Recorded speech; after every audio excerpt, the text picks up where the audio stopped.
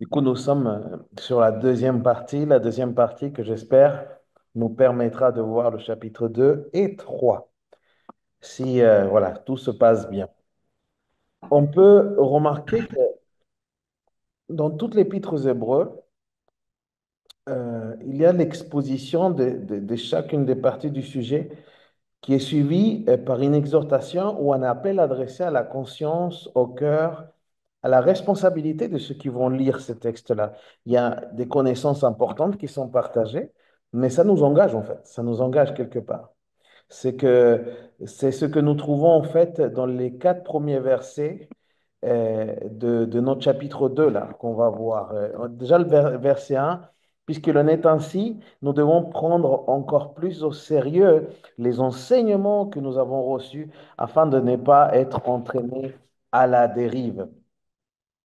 Si Dieu nous a parlé dans le Fils, dans la grandeur divine vient d'être placée sous nos yeux, c'est ce qu'on voyait dans le premier chapitre, quelle attention ne devons-nous pas porter aux choses que nous avons entendues de sa bouche, avec quelle énergie nous ne devrions pas aussi nous y attacher? Nous sommes sans cela en danger de nous écarter. Si il n'y a pas une simple admiration pour l'œuvre de Jésus, mais le fait de mettre notre foi dans ce qu'il a dit. Et là, l'image, nous serions comme un navire, nous serions en danger de nous écarter, de glisser loin, comme un navire au moment d'entrer dans le port, qu'il est entraîné par le courant et qui risque de s'écrouler. C'est ça l'image qui est utilisée ici. Verset 2, il nous dit en effet, la parole transmise à nos ancêtres par les anges est entrée pleinement en vigueur et chaque infraction, chaque désobéissance a reçu la sanction qu'elle méritait. La parole prononcée des anges. Souvent, euh, des messagers célestes furent employés sous l'Ancienne Alliance, dans l'Ancien Testament, pour apporter des communications divines, pour apporter des messages. Mais ici, il s'agit spécialement de la loi. Elle a été ordonnée par les anges, nous dit Paul dans Galates 3:19. Et Étienne, dans Acte 7, 53, il dit, vous qui avez reçu la loi par la disposition des anges.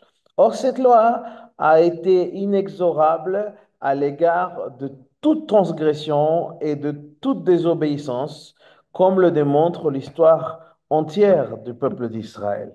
On continue à lire versets 3 et 4 cette fois-ci. Alors, comment pourrons-nous nous échapper nous-mêmes du châtiment si nous négligeons un si grand salut? Car ce salut a tout d'abord été annoncé par le Seigneur lui-même. Ceux qui l'ont entendu ont ensuite confirmé la validité pour nous.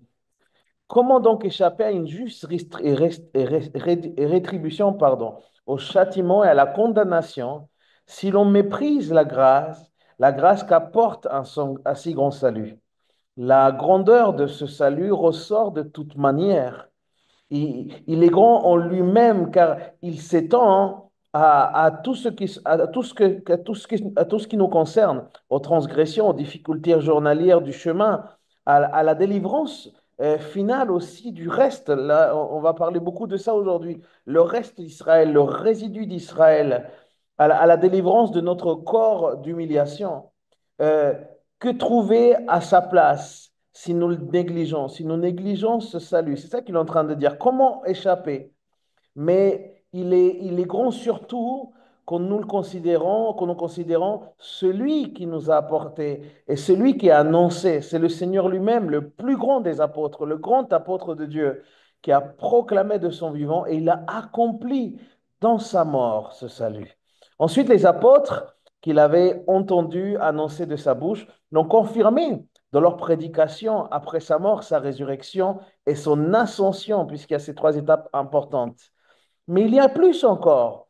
Dieu lui-même a rendu témoignage avec eux. Le Saint-Esprit qui était en eux a manifesté une puissance divine par des signes, par des prodiges, par des miracles, distribuant des distributions diverses de cet esprit selon ce qu'il plaisait à Dieu. Tout cela fait ressortir la grandeur de ce salut qui a été apporté par l'Évangile.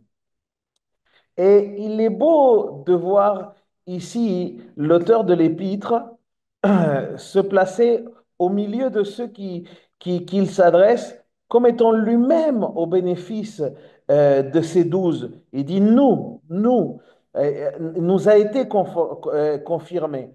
Lui-même, il en est bénéficiaire. Il dit ici qu'il n'avait pas part au témoignage dont le Seigneur avait dit dans Jean 15, verset 27, il dit, et vous voyez, vous rendrez témoignage parce que dès le commencement, vous êtes avec moi. Il fallait, comme le dit Pierre, avoir été avec ceux qui étaient avec Jésus, que Jésus avait choisi d'abord, pendant tout le temps que le Seigneur Jésus entrait et sortait au milieu d'eux, depuis le baptême de Jean jusqu'à son ascension. Il fallait avoir été témoin de sa résurrection. Or, ici, l'auteur de l'Épître aux Hébreux n'avait pas été dans ce cas-là. Son témoignage était autre. On est en train de parler d'un chrétien quelque part, du après et surtout adressé pour la deuxième génération. Souvenez-vous quand on a parlé du contexte de l'Épître aux Hébreux. Il n'avait rien reçu de ces autres ministères, comme les autres ministères spéciaux, quoi. Ceux mêmes qui étaient des colonnes ne lui avaient rien communiqué forcément comme ça de manière directe. Mais ici, se plaçant au milieu des Hébreux, au milieu de ceux à qui était adressée la lettre, il est comme eux. Il est un des disciples dans le sens où il bénéficie lui aussi de cette révélation. C'est un bel exemple de la dépendance des ministères entre eux-mêmes. On est un corps et on a besoin de ceux qui proclament l'évangile, de ceux qui confirment l'évangile. On va au verset 5, si vous voulez bien. On passe au verset 5. Car ce n'est pas des anges ce n'est pas à des anges, pardon, que Dieu a soumis le monde à venir dont nous parlons. Là, c'est très intéressant avant de rentrer du verset 6 au 9, qui est toute une section. L'auteur reprend ici la suite de son discours sur la supériorité infinie du Fils comparé à des anges. Il est encore en train de le mettre dans une autre catégorie. Il est pas dans la catégorie des anges, c'est bien plus haut. Ceux-ci disparaissaient devant la gloire comme fils de l'homme.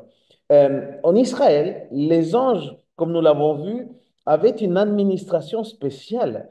Dans le monde actuel, dans Satan est le prince, mais où Dieu gouverne par toute sa providence, les anges ont aussi un service à accomplir en faveur des rachetés.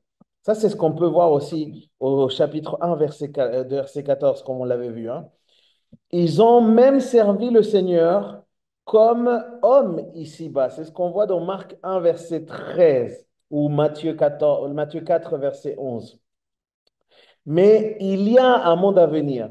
Et ce non pas l'état éternel, car alors Christ aura remis le royaume de Dieu au Père, mais le monde millénaire qui ne sera pas assujetti aux anges, mais bien au Fils de l'homme. Les anges participeront sans doute aux événements qui prépareront ce règne. Mais une fois qu'il sera établi, ils n'ont plus d'office de médiateur. Vous voyez, ils n'ont plus d'office médiatorial, on peut dire ça comme ça. Tout est assujetti. C'est ça qui est important à retenir. Tout est assujetti au Fils de l'homme et à ses saints. C'est ce qu'on voit dans ce texte. C'est ce qui est écrit aussi dans 1 Corinthiens 6, verset 2 ou dans 2 Timothée 2, 12. Ça confirme que tout est assujetti au Fils de l'homme. On va lire du verset 6 maintenant jusqu'au verset 9. Au contraire, un texte de l'Écriture déclare, qu'est-ce que l'homme pour que tu prennes soin de lui? Qu'est-ce qu'un être humain pour que tu t'intéresses à lui? Tu l'as abaissé pour un peu de temps au-dessus des anges. Tu l'as couronné de gloire et d'honneur et tu as mis toutes choses sous ses pieds. En soumettant toutes choses, très important c'est ce mot-là, à son autorité. Dieu n'a rien laissé qui puisse ne pas lui être soumis, pardon. Or, actuellement, nous ne voyons pas encore que tout lui soit soumis. Mais voici ce que nous constatons. Après avoir été abaissé pour un peu de temps au-dessus des anges, Jésus se trouve maintenant couronné de gloire et d'honneur à cause de la mort qu'il a soufferte. Ainsi, par la grâce de Dieu, c'est pour tous les hommes qu'il a connu la mort. C'est très intéressant ce passage. Le Saint-Esprit, par la bouche du roi David, du roi prophète David, annoncé d'avance, euh, puisque ce texte qu'on lit, hein, qui est l'homme pour que tu prennes soin de lui, c'est un texte qui est tiré du psaume 8. Donc, David a annoncé d'avance cette grande vérité sur l'assujettissement, sur le fait que Christ domine, prédomine, est au-dessus de toute la création. Et tout ça se trouve dans la personne de Christ. Qu'est-ce que l'homme pour que tu te souviennes de lui? Ou le Fils de l'homme pour que tu le visites, nous dit notre version. C'est là, c'est là c'est là ce qu'il en dit en comparant la splendeur des œuvres de Dieu dans les cieux avec la petitesse et la misère de l'homme ici sur terre. Dieu l'avait créé sans doute à son image, selon sa ressemblance, c'est vrai. Il avait établi les œuvres de ses mains et lui avait donné la domination sur toute chose. C'est ce qu'on voit dans la Genèse quand Dieu créa l'homme. Il lui avait donné une âme immortelle à ce moment-là, en soufflant sur les narines une respiration, un souffle de vie. Mais Adam, le premier homme, est tombé par le péché. Il a souillé et il a traîné dans la poussière l'honneur de Dieu, l'honneur que Dieu lui avait conféré. Il a ainsi tout perdu et il a été assujetti à la mort et à Satan. Lui, lui qui devait avoir tout sous ses pieds a tout perdu. Mais Dieu, dans ses compassions, s'est souvenu de lui et l'a visité. Il introduit un second homme, le nouvel Adam, en qui se réalise de manière parfaite tout le dessein de Dieu quant à l'homme. Et le Saint-Esprit nous le présente dans la personne de Jésus. C'est comme si Dieu disait, pour moi, voilà l'homme. En présentant Jésus ici sur terre, c'est comme si Jésus disait, pour moi, voilà l'homme. Et en cela encore, nous avons le contraste déjà signalé. La première manière dont Dieu a parlé fait place à la parole du Fils. La loi disparaît devant le grand salut. Le premier homme est remplacé par le second et les anges disparaissent devant la gloire du Fils de l'homme parce qu'ils ne sont plus nécessaires. Jésus suffit. Comme nous le voyons un peu plus loin, ici dans le verset 9 qu'on vient de lire, Jésus, le Fils de l'homme, le second homme, a dû passer par la mort comme sauveur. Il a été ainsi fait un peu moindre que les anges, qui, eux, ne subissaient pas la mort. Mais par la foi, nous voyons maintenant là où il est et où Dieu l'a placé, couronné de gloire et d'honneur. Dieu ayant assujetti toutes choses à ses pieds. Tout ce qui a été créé sans réserve lui est assujetti. Et non pas aux anges. Ce n'est pas assujetti aux anges, la création. C'est vraiment assujetti à Dieu. Il est vrai que nous ne le voyons pas encore réalisé dans sa totalité, mais ce temps, parce qu'il y a une part du temps qui n'est pas encore venue. Mais la chose est assurée par les temps glorieux du millénium, finalement, quand son royaume sera manifesté. La preuve en est qu'il est déjà maintenant à la droite de Dieu. Il est couronné déjà de gloire et d'honneur. C'est la position actuelle de Jésus. Au moment de l'ascension, c'est cette place que Jésus retrouve. Il est là après avoir souffert la mort. C'est très important ça. Il n'est pas là après avoir profité sur terre. Non, il est là après avoir accompli le plan sacrificiel, le plan de mort et de résurrection. Après avoir souffert la mort, fait par lequel il a été inférieur aux anges. Quand Jésus est ici, 100% homme, il est quelque part inférieur aux anges dans son sens humain. Et cette mort, il l'a souffert par grâce de Dieu pour tout, en fait. Nous devions passer par la mort, nous, à cause de notre péché. Lui l'a enduré par un effet de grâce de Dieu pour notre péché. Il a goûté à la mort afin qu'elle perde pour nous son amertume. Il l'a goûté pour tous, c'est-à-dire pour tous ceux qui bénéficieraient de la mort et toutes les personnes, tous ceux qui vont mettre leur confiance en Dieu. C'est ça qu'il a fait. On peut aller maintenant, si vous voulez bien, au verset 10.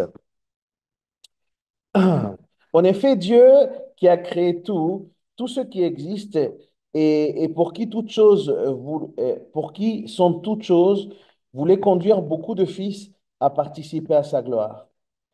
Il lui convenait pour cela d'élever à la perfection par ses souffrances celui qui devait ouvrir le chemin du salut.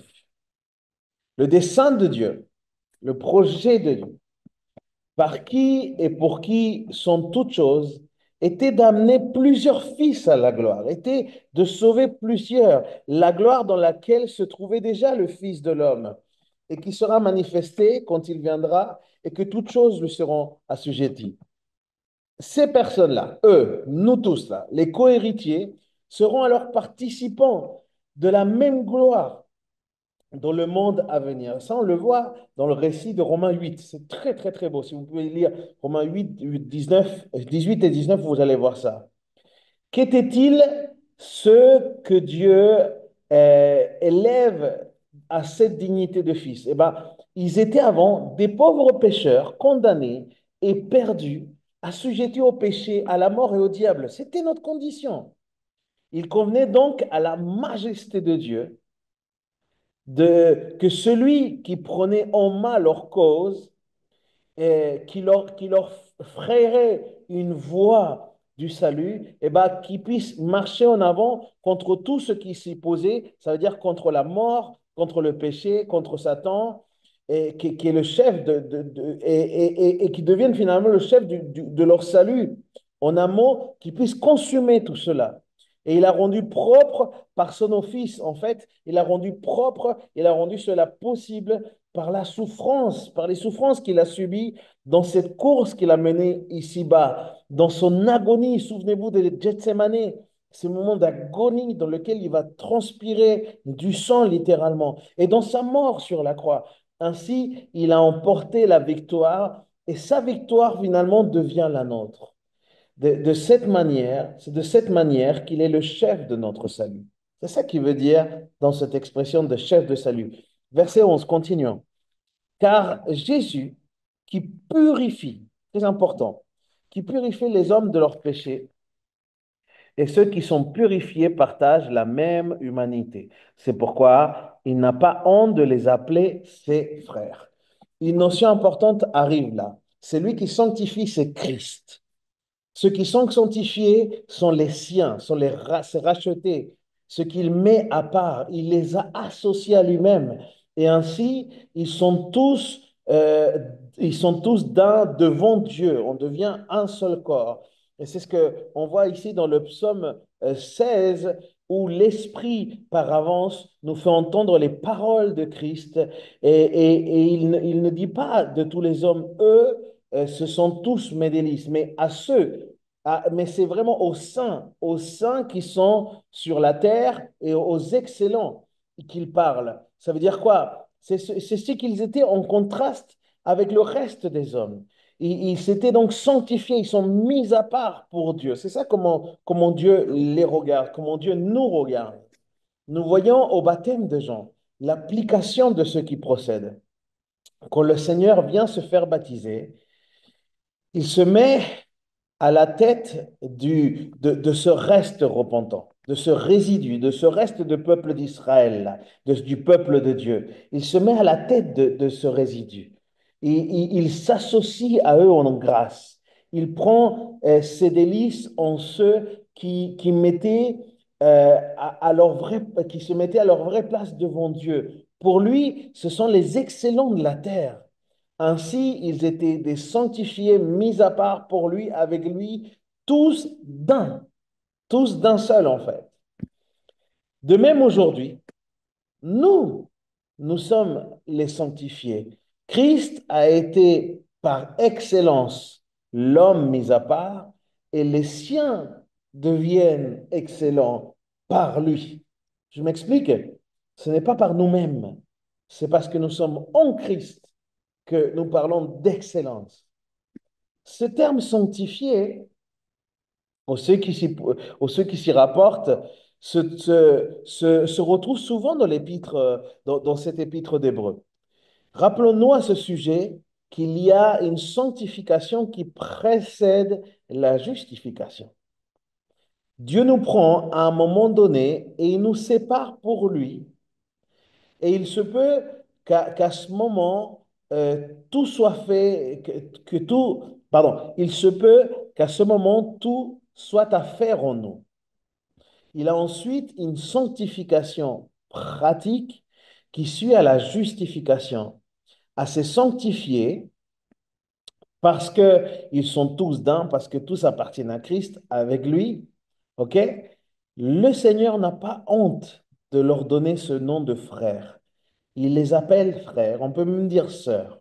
OK? C'est cette notion-là de filiation. OK? L'auteur de l'épître cite ici le psaume 22, verset 22. Le psaume 22, verset 22, il dit ceci: J'annoncerai ton nom à mes frères. Au milieu de l'assemblée, je chanterai tes louanges. C'est de là qu'est tirée cette expression. Ce passage s'applique tout premièrement au résidu d'Israël, ok, à ce reste d'Israël, bien que ce soit après sa résurrection et que Jésus prononce ces paroles. C'est quand même au résidu d'Israël que ce propos s'adressait dans un premier temps. Pendant sa carrière au milieu d'Israël, le Seigneur revendique ce titre de frère pour ceux qui écoutaient la parole de Dieu et qui la mettaient en pratique. C'est pour eux qu'il donne ces paroles-là. Il appelle de son nom les messagers qui plus tard iront prêcher aussi l'évangile du royaume à toutes les nations. Ils sont ses frères, mais sans contredit, euh, ceux qui ne seront pas saints euh, dans le sens où ils proclament quelque chose, mais il y a une incohérence avec ce qu'ils proclament. Il faut donc distinguer entre l'acceptation de son nom frère, qui est donné à ce résidu, et ce nom aussi qui signifie pour les chrétiens qui sont avec le Père dans la même relation filiale avec le Christ. Nous sommes frères de Christ. La relation dans le Saint-Esprit est le sceau et le témoin dans nos cœurs. En somme, les passages qui littéralement s'appliquent à ce résidu, à ce reste d'Israël, comme le verset 22 du psaume 22, s'appliquent aussi spirituellement aux chrétiens, les vrais fils du Père. Ainsi, nous le voyons dans Jean 20, verset 17, par exemple, où il va dire, Jean chapitre 20, verset 17, nous dit, Va vers mes frères et dis-leur, je monte vers mon Père et votre Père. D'un autre côté, les passages directement applicables aux chrétiens ne le sont pas aussi aux résidus, tels que, par exemple, dans Romains 8, verset 9, où il est encore une autre mention, mais là, il ne parle pas simplement aux résidus, il parle vraiment à tous ceux qui sont sauvés. En attendant que le résidu, que ce reste d'Israël, en attendant que le résidu de la fin bénéficie des précieuses déclarations qui renferment pour lui la parole, ces déclarations ont leur application actuelle et immédiate à tous les croyants, à tous les chrétiens. Le résidu tiré de la nation juive est composé de ceux qui avaient cru dans le Seigneur avant sa mort et sa résurrection, devient après la descendante du Saint-Esprit, l'assemblée chrétienne, à laquelle s'ajoutaient ceux qui devaient être sauvés, le reste d'Israël que Dieu épargnait. En gros, les croyants auxquels notre épître s'adresse était donc bien considéré comme le vrai résidu de cette époque. On continue verset 13 pour essayer de gagner du temps. Il a dit aussi, pour moi, je mettrai toute ma confiance en Dieu et encore, me voici avec les enfants que Dieu m'a donnés. Ici se trouvent citées les paroles d'Ésaïe. Ça, là, pour moi, je mettrai toute ma confiance en Dieu. Ça vient d'Ésaïe chapitre 8, Ésaïe 8, versets 17 et 18. C'est de ses propres enfants que le prophète parle.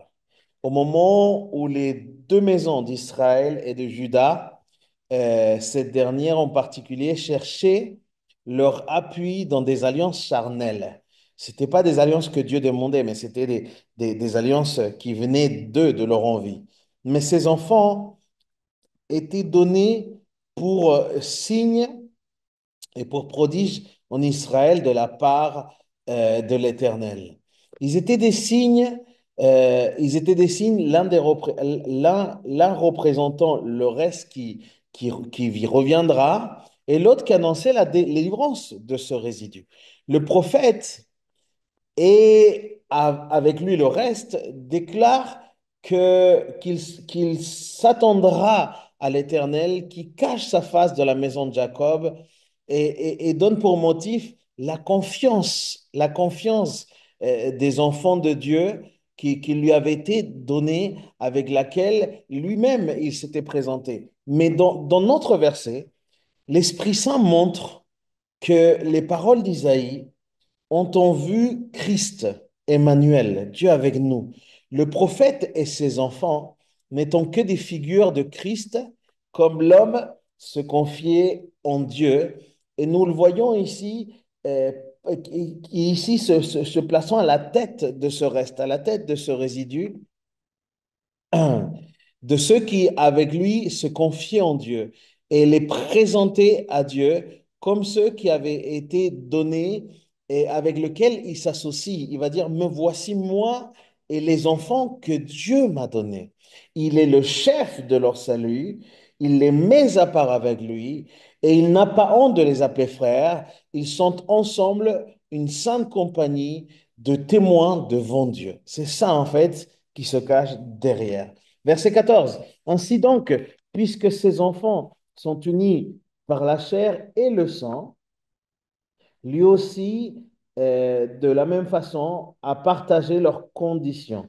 Il l'a fait pour réduire à l'impuissance il l'a fait pour réduire à l'impuissance par la mort celui qui détenait le pouvoir de la mort, c'est-à-dire le diable, et pour délivrer tous ceux qui étaient réduits à l'esclavage leur vie durant par la peur de la mort. Qu'est-ce qui se passe ici? Le verset 14 place devant nos âmes un, une autre merveille de la grâce divine. Je vais vous expliquer ça. Christ avait voulu devenir le sauveur des sanctifiés, de ses frères, de ses enfants que Dieu lui avait donnés. Or, il avait eu part, or, ils avaient eu part au sang et à la chair, ça veut dire à la nature humaine. C'était leur condition héréditaire par là. Il y avait une condition héréditaire. Lui, pour devenir leur sauveur, il a voulu y participer. Lui, la parole, comme dit Jean 1, verset 14, il est devenu chair. Il est devenu chair. La parole est devenue chair. Eux, ils ont eu part. Ils étaient placés dans cette condition comme leur commun lot, en fait. Lui, il n'y avait point part. Il y a une partie qui n'avait pas de part. Et ce n'était pas sa condition. Il a voulu participer à la nature humaine afin de pouvoir, comme homme, entrer personnellement dans la mort pour eux, afin de les délivrer entièrement. Il est descendu dans la mort, cette forteresse de Satan, afin d'ôter à celui-ci sa puissance. C'est pour ça que l'acte est tellement important. Romains 5, verset 12 nous dit, par un seul homme, le péché est entré dans le monde, et par le péché, la mort. En péchant, l'homme s'était donc placé sous l'empire de la mort. Euh, mais il avait péché dans l'instigation du diable, qui ainsi a acquis le pouvoir de la mort et la représente comme un épouvantail devant l'âme de l'homme. La crainte de la mort et par suite la condamnation finalement, et donc la servitude de l'homme à y être assujetti. Pour les justes eux-mêmes, sous l'alliance, sous l'ancienne alliance, euh, la mort était une chose redoutable, ainsi que c'est de cette manière d'ailleurs qu'on le voit dans les paroles d'Ézéchias, dans Ésaïe chapitre 38. Et par plusieurs passages d'ailleurs dans le psaume, on voit vraiment cette peur, cette crainte de la mort. La mort ouvrait vraiment l'enfer, le Sheol en fait, le lieu d'obscurité où, où tout était fini de ce qui fait la joie, parce qu'on ne loue pas l'Éternel. Il n'y avait pas de lieu ou de place pour Dieu là-dedans. Aussi est-elle le roi des terreurs. C'est comme ça qu'il est écrit aussi par rapport à ce lieu, par rapport à cet enfer. Et c'est un contraste. Quel contraste de langage du chrétien affranchi qui peut dire, comme le dit là l'auteur aux Hébreux, que mourir est un gain en fait. Pour nous, mourir, c'est un gain. Mourir, c'est gagner. Ayant le désir de déloger et d'être avec Christ, car cela est bien meilleur. C'est ce que nous dit Philippiens 1, 21 à 23. Il est vrai que, il est vrai que des méchants peuvent, par l'endurcissement, arriver à être exempts aussi de la crainte de la mort. Mais ça, c'est parce qu'en fait, quelque part, eux, ils mettent un espèce de mur et mourir comme des êtres dépourvus de raison, finalement. Combien sera terrible leur réveil? Il y en a qui ne sont pas conscients de ce qui va arriver une fois mort. On trouve aussi, hélas, des chrétiens qui ne sont pas assez délivrés de la crainte de la mort. Et ça, c'est quelque chose qu'on constate. Mais s'ils avaient saisi la foi, si le chrétien saisit la foi, la grande vérité proclamée ici, ça veut dire la victoire complète de Christ sur Satan. Comment est-ce qu'un chrétien alors pourrait craindre encore la mort? Remarquez les expressions. Afin que par la mort, nous disait le texte, afin que par la mort, il rendit impuissant celui qui avait le pouvoir de la mort. Pour ceux qui ont été libérés par la mort de Christ, Satan n'a plus ce pouvoir. Il a été rendu impuissant, son pouvoir a été brisé à la croix, où Christ a expiré ce pouvoir pour lui. On continue, verset 16. Car ce n'est évidemment pas pour porter secours à des anges qu'il est venu. Non, c'est à la descendance d'Abraham qu'il vient en aide. Euh, le verset 17, euh, c'est ce que nous montre ce verset, c'est que Christ est ici représenté comme celui qui est miséricordieux et comme fidèle, souverain sacrificateur en faveur de ceux qui sont encore ici nommés comme ses frères. Il devait donc en toute chose leur être rendu semblable, participer à leurs conditions, à part le péché, bien entendu, hein, Jésus n'a pas péché. Le sacrifice de Christ pour les croyants occupe une grande place dans l'Épître aux Hébreux. Vous allez beaucoup l'entendre, on va beaucoup l'entendre là dans l'Épître aux Hébreux. Nous la voyons paraître ici pour la première fois maintenant. Christ est devenu homme ici-bas afin de pouvoir accomplir cet office de sacrificateur dans le ciel. Premièrement, il a accompli ici sur la terre tout ce qu'il fallait pour expier les péchés. Cela concernait Dieu, sa justice, sa sainteté et sa gloire. Notre Sauveur a été en cela miséricordieux envers nous qui sans cela, nous allions périr. Et il a été fidèle à l'égard de Dieu pour accomplir sa volonté et pouvoir la glorifier. Verset 18, on continue.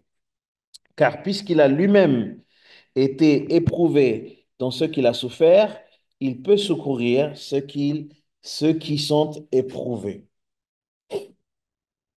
Mais en passant sur la terre, il a passé par des douleurs et des épreuves de divers genres, auxquelles nous-mêmes nous sommes aujourd'hui exposés comme chrétiens dans un monde qui est ennemi de Dieu. Il a souffert dans son cœur et il a rencontré l'opposition des hommes. Il a été tenté en toutes choses, nous dit la parole, non pas par le péché, mais éprouvé dans son caractère d'homme obéissant et dévoué. Il a été exercé de toute manière. Et c'est ainsi qu'en sympathie profonde, il peut aussi nous secourir. Et on peut même dire, plus que sympathie, par compassion. Et il peut partager nos compassions parce qu'il a vécu et nous secourir, nous qui sommes aujourd'hui dans ces exercices, qui sommes dans ces épreuves, dans les tentations par lesquelles nous passons aujourd'hui. Cette manière, maintenant, il nous montre constamment Dieu nous montre finalement un Jésus miséricordieux, fidèle, souverain sacrificateur. Combien il est précieux pour le cœur et encourageant pour l'âme de le contempler, ainsi dans le ciel, s'intéressant à nous devant Dieu. Rappelez-vous que il intercède auprès du Père. Dans l'Épître aux Hébreux, les amis, dans l'Épître aux Hébreux, nous remarquons qu'en général, quand l'auteur parle des sacrifices et de l'office des sacrificateurs, il fait allusion à ce qu'il se passait au grand jour des expiations, selon ce qui est développé dans Lévitique 16. Si on veut comprendre vraiment tous ces systèmes de sacrifices, il faut qu'on aille à Lévitique 16.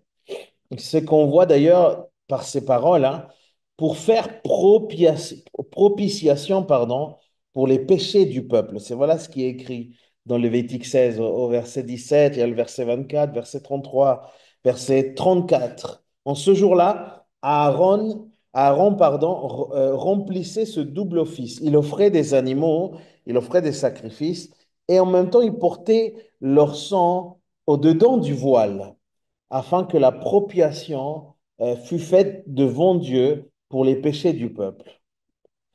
Pour finir un petit peu sur ce chapitre nous présente finalement Christ accomplissant le dessein de Dieu d'emmener plusieurs fils, ses fameux frères, à la gloire de Dieu, en devenant leur chef, en devenant chef de leur salut. Pour cela, il a dû revêtir la nature humaine, il est devenu un homme. Numéro un, afin que par ses souffrances, il se soit suffisant, ce qui était l'exigence de sainteté, de majesté de Dieu quant à l'état où se trouvaient ceux qu'il venait sauver. Jésus était obligé de passer par les souffrances s'il voulait nous sauver. Deuxièmement, afin de mourir et par sa mort, de rendre impuissant celui qui avait l'empire de la mort, le diable, et ainsi délivrer tous les saints de cette crainte de la mort. Troisièmement, afin d'être pour eux un souverain sacrificateur qui peut les secourir, lui-même ayant été tenté comme ils le sont aujourd'hui, comme nous le sommes aujourd'hui. Voilà ce qui peut, quelque part, nous montrer, encore une fois, la supériorité de Jésus, la suprématie de Jésus dans ce deuxième chapitre. Est-ce que vous êtes avec moi encore? Je pense qu'il est sage que je m'arrête là. Si j'entame le troisième chapitre, j'ai peur que on ne puisse pas aller au bout. Et puis, il y a déjà beaucoup de matière que j'ai partagée là. Donc, si vous voulez bien, on va simplement s'arrêter là et puis on va passer peut-être un temps de questions qui peut être très, très intéressant.